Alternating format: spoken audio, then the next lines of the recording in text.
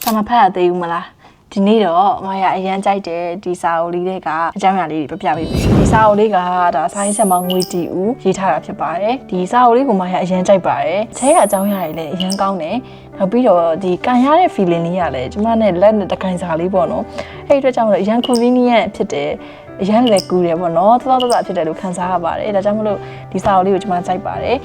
ဒီစာအုပ်လေးတွေကဒီနာမည်လေးကိုလည်းအရင်ဆုံးမိတ်ဆက်ပြီးမှရမယ်Note 43လို့ခေါ်တယ်မဆု43ပေါ့နော်size မငွေတူကဒီစာအုပ်ကြီးတုန်းကဆိုရင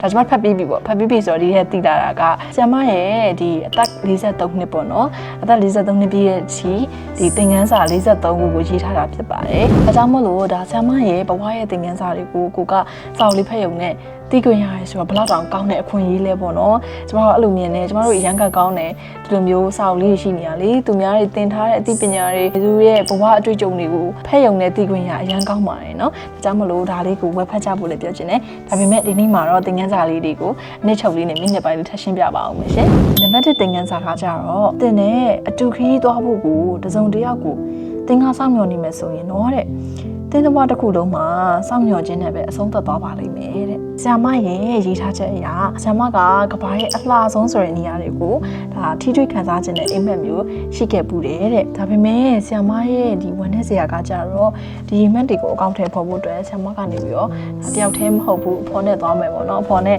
registration သွားကြမယ်ဆိုပြီးအဖေါ်ရဆက်တယ်ဒါပေမဲ့အကြောင်းမျိုးမျိုးကြောင့်သွားဖြစ်တဲ့အခါမှာကိုကလည်းအဲ့ဒီနေရာကိုသွားခြင်းစိတ် motivation မှာပျောက်ဆုံးသွားတာပေါ့နော်အဲ့လိုမျိုးဖြစ်ရပါတယ်တဲ့ထပ်သွားခြင်းလားလို့မေးရင်တော့မှဆ iam ကမသွားတော့ဘူးလို့ဖြစ်မယ်ပေါ့နော်မသွားခြင်းတော့ဘူးဆိုတဲ့စိတ်မျိုးဝင်သွားတယ်ပေါ့ဒါကြောင့်မလို့ဆ iam ကနေပြီးတော့ကိုကတခုခုကိုလှုပ်ခြင်းနဲ့တနေရာကိုသွားခြင်းနဲ့ဆိုလို့ရှိရင်အဲ့ဒီနေရာကိုဘယ်သူမှစောင့်မနေပါနဲ့ကိုတယောက်တည်းနဲ့တင်ရအောင်သွားနိုင်ပါတယ်ဆိုတဲ့ motivation မျိုးပေးတာဖြစ်ပါတယ်အဲ့လိုသွားမှလည်းရောက်ဖြစ်မှာပေါ့နော်သူများတွေစောင့်လိုက်ဆိုလို့ရှိရင်အခုလိုမျိုးပဲကျွန်တော် motivation တော့ကြောက်တဲ့အထိဖြစ်သွားတတ်လို့ပါနောက်သင်ခန်းစာကတော့နောက်ဆုံးတနေ့ကျရင်ကျမတို့နောင်တရမိရဲ့အကြောင်းတရားတွေကမပြတ်သားတဲ့ဆုံးဖြတ်ချက်တွေနဲ့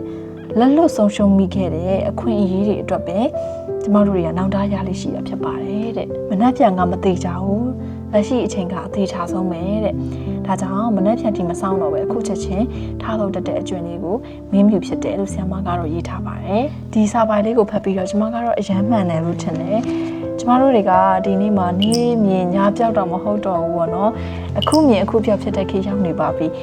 ကျမတို့ဒီ2025တော့ငလင်ကြီးဆိုလို့ရှိရင်လည်းအခုတင်မိသားစုတွေရှိခဲ့တယ်အခုတင်ပြောက်ဆုံးသွားပြီးတော့တည်ဆုံးသွားကြရတယ်ပေါ့နော်ဝမ်းနေစရာမျိုးဖြစ်ခဲ့တယ်ဒါကြောင့်မို့လို့ကျမတို့တွေကနောင်တဆိုတာကအော်ငါမလုံးလိုက်မိခဲ့ခြင်းစဉ်းစားမိရတာနဲ့မလုံးလိုက်မိလေခြင်းဆိုပြီးတော့ငါကြောက်ခဲ့လို့မလုံးလိုက်မိလေခြင်းဆိုပြီးတော့ကျမတို့လက်လွတ်ဆုံးရှုံးခံရလိုက်တဲ့လက်လွတ်ဆုံးရှုံးပြီးသွားတဲ့ခွင့်ရည်တွေကိုပြန်ပြီးတော့တွေးပြီးတော့မှပူဆွေးကြတာများပါတယ်ရှင်ကျမလည်းအဲ့ဒါလေးနဲ့ပတ်သက်ပြီးကိုယ်ပိုင် experience လည်းရှိတယ်ပေါ့နော်ကိုယ်ပိုင်တွေ့ကြုံလေးလည်းရှိတယ်ကျမတို့အဲ့လိုမျိုးဆုံးရှုံးပြီးခဲ့လို့နောင်တရတဲ့အခွင့်အရေးလည်းရှိခဲ့ပေါ့နော်ဥပမာကျမတို့ရွယ်ဆိုလို့ရှိရင်ဒါ scholarship တွေလျှောက်တယ်အော်ငါဒီ scholarship လျှောက်ရင်ပါမာသိရတာနဲ့ထလိုင်းကိုကြုံမိသွားပြီမလို့မိခဲ့လို့ဒါသူများရကြကုန်ပြီဆိုတော့စိတ်မျိုးလေးညှိုးစိတ်ဖြစ်တယ်ပေါ့နော်။ကျောင်းသားတွေဆိုရင်ဒါကြောင့်မို့လို့ကိုကတခုခုကိုလှုပ်ချင်ပါတယ်။တခုခုစိတ်ဆန္ဒရှိရဲဆိုရင်သိမစင်စားပါနဲ့။ကျမတို့ရဲ့ရလက်ကသာအပြောင်းလဲဖြစ်သွားတာပါ။ဥပမာကိုလည်းဒါကိုလှုပ်ချင်တယ်သူများလည်းဒါကိုလှုပ်ချင်တယ်တွေးမိတာချင်းတူတူ။ဒါပေမဲ့တကယ်လှုပ်လိုက်တဲ့သူရဲ့ရလက်ကတကယ်ပြောင်းလဲသွားတယ်။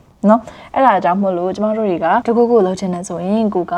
ဒါတွေးမနေပါနဲ့သူများအတွက်လည်းမထိခိုက်ဘူးကိုယ့်အတွက်လည်းမထိခိုက်ဘူးသူများအတွက်လည်းအဆင်ပြေမယ်ဆိုလို့ရှိရင်ကျမတို့တွေကဒီအရာကိုလေးရဲကြီးတာလုပ်လိုက်ပါလို့ပြောချင်ပါတယ်ပဝန်းကျင်ကိုထိခိုက်တဲ့အရာတွေတော့မကောင်းဘူးပေါ့နော်သူ့အတွက်လည်းကောင်းကိုယ့်အတွက်လည်းကောင်းတဲ့အရာတွေဆိုလို့ရှိရင်လုံးကြပါလို့ပြောချင်ပါတယ်ဒါဆိုနောက်တစ်ချက်ကိုသွားကြမယ်နော်နောက်တစ်ခုကကြတော့မိဘနဲ့သားသမီးကြားကဆက်ဆံရေးအတွက်ပြောထားတာလေးဖြစ်ပါတယ်အဲ့ဒါကကြတော့မိဘနဲ့သားသမီးဆက်ဆံရေးမှာတဲ့ 3A အရေးကြီးတယ်နံပါတ် 1A ကကြတော့ appreciation လို့ခေါ်တဲ့အသိအမှတ်ပြုခြင်းနံပါတ် 2A ကကြတော့ acknowledgement လို့ခေါ်တဲ့ကျေးဇူးတင်ခြင်းနံပါတ် 3A ကကြတော့ acceptance လို့ခေါ်တဲ့လက်ခံပေးခြင်းပါ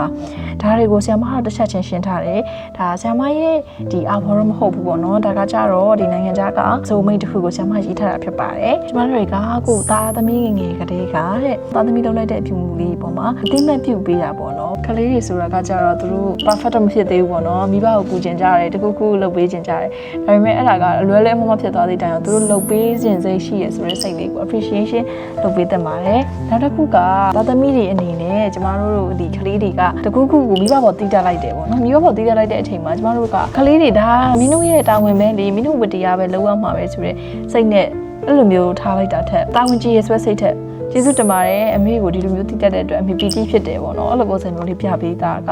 ကလေးတွေလည်းပျော်ရွှင်တယ်ငါမိဘကိုအထောက်အကူပြုနေပြီပဲဆိုတော့သူ့ရဲ့စူးစမ်းမှုတွေအတွက်ကျေးဇူးတင်စကားလေးရတယ်ပေါ့နော်ဒီတော့ကလေးတွေကလိမ္မာရင်ကျင်းမယ်ပြီးလို့ရှိရင်ကလေးတွေကနေပြီးတော့သူ generation တွေရှေ့ထပ်ပွားသွားလို့တကူကူကတရားရသူ့ကိုလုပ်ပေးတဲ့အခါမှာလည်းကျေးဇူးတင်ပါတယ်အန်တီကျေးဇူးတင်ပါတယ်ဦးလေးဆိုပြီးတော့ကျမတို့တွေကကိုယ့်ဘောဒီလိုလေးလုပ်ပေးရတယ်ဒါသူတာဝန်ရှိလို့လုပ်ပေးရတာမဟုတ်ဘူးဆိုတာကိုကလေးတွေကနေပြီးတော့စိတ်ထဲမှာကိန်းဝဲသွားမှဖြစ်ပါတယ်ဟုတ်တယ်လीနော်ကျမတို့ဥမာဒီဟိုတယ်တွေဘာတွေသွားတယ်ဆိုရင်တော့ဝန်ထမ်းတွေကျမတို့အိတ်တွေကိုဝင်တယ်ပေးတာပါရှိတယ်ဒါကတော့ဝန်ထမ်းတွေရဲ့တာဝန်ပဲလေလောက်ရမှာပဲဆိုတဲ့ဟာမျိုးထက်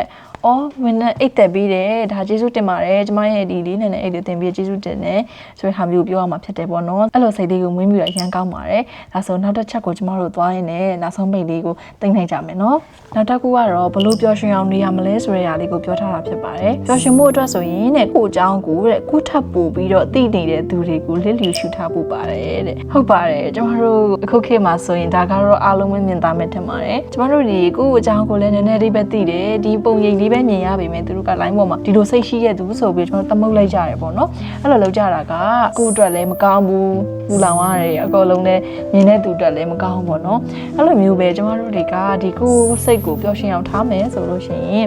ကိုယ့်အကြောင်းကိုမိနစ်ပိုင်းစာလေးစက္ကန့်ပိုင်းစာလေးဓာတ်ပုံလေးပဲဖြစ်ဖြစ်မြင်ပြီးတော့မှဒါကိုကြီးပုံတွေချဲ့ပြီးတော့မှဒါသူ့ရဲ့အကျင့်စရိုက်သူကမကောင်းတဲ့လူကိုကောင်းတဲ့လူဆိုလို့ရှိရင်လည်းသူကဒါဒီကွက်လေးကိုပဲမြင်ပြီးတော့သူကစရင်ကောင်းတဲ့လူဆိုပြီးတော့အဲ့လိုမျိုးအမျိုးမျိုးပြောင်းနေတဲ့လူတွေကိုကြောင်းကိုထပ်ပိုသိတဲ့လူတွေကိုလင်းလျူရှုထားဖို့လိုပါတယ်လူတွေကအမျိုးမျိုးပြောနိုင်တာဖြစ်ပါတယ်လူတွေကစက္ကန့်ပိုင်းစာလေးကြည့်ပြီးတော့အမျိုးမျိုးပြောနိုင်တာဖြစ်တဲ့အတွက်ကြောင့်မလို့ကိုယ့်အကြောင်းကိုပဲသိဆုံးပါကိုထပ်ပိုပြီးသိနေရဆိုရင်အဲ့ဒီလူတွေကိုပျော်ရွှင်ဖို့အတွက်လင်းလျူရှုလိုက်ပါလို့ဒီစာအုပ်လေးနဲ့ကျွန်မကနေပြီးတော့အကြည့်တူတစ်ခါလေးပြောချင်ပါတယ်ဆိုတော့ဒီနေ့ရဲ့ဗီဒီယိုကဒီစာအုပ်တော့အလုံးနဲ့အချင်းချင်းလေးပဲရှိပါသေးတယ်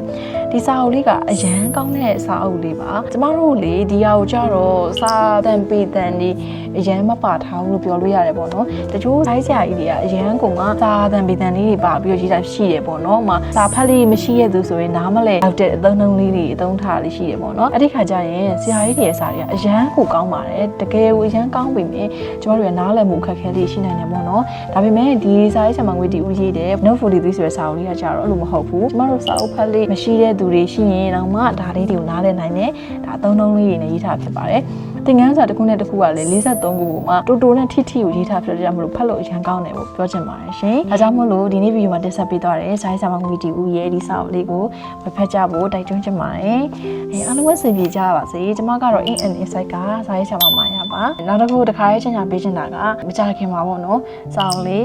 ထပ်ဖို့ရှိပါတယ်ကျမရဲ့ဒါပထမဆုံးစာအုပ်လို့လည်းပြောလို့ရပါတယ်ကျမကိုအသက်20ရှိပါပြီအသက်20မှာကျမတက်နိုင်ဆုံးကျမကောင်းအောင်နေတယ်အမားတွေလဲအောင်နေတယ်ပြီးလို့ရှိရင်ကျမစိတ်ကိုငြိမ်းချမ်းအောင်နေတယ်ဘာမလိုက်အောင်အကောင်းဆုံးနေပါတယ်ကောင်းတာတွေမကောင်းတာတွေအဲ့ဒီကြားမှာပေါ့နော်ကျမလောကကြီးကိုအမြင်မှန်တိုင်းမြင်နိုင်ဖို့ကြိုးစားပါတယ်ဒါကြောင့်မလို့ကျမစာအုပ်လေးထွက်လာမယ်ဆိုတာလေးကိုအားလုံးကိုတစ်ခါတည်းအသိပေးရင်းနဲ့ဒီဗီဒီယိုလေးကနေနှုတ်ဆက်လိုက်ပါတယ်ကဲအားလုံးပဲစာရေးဖတ်ကြပြီးတော့ဒီထပ်ပေါ်ပြီးသိဉာဏ်တွေတိုးပွားကြပါစေရှင်ကောင်းသောနေ့လေးဖြစ်ပါစေ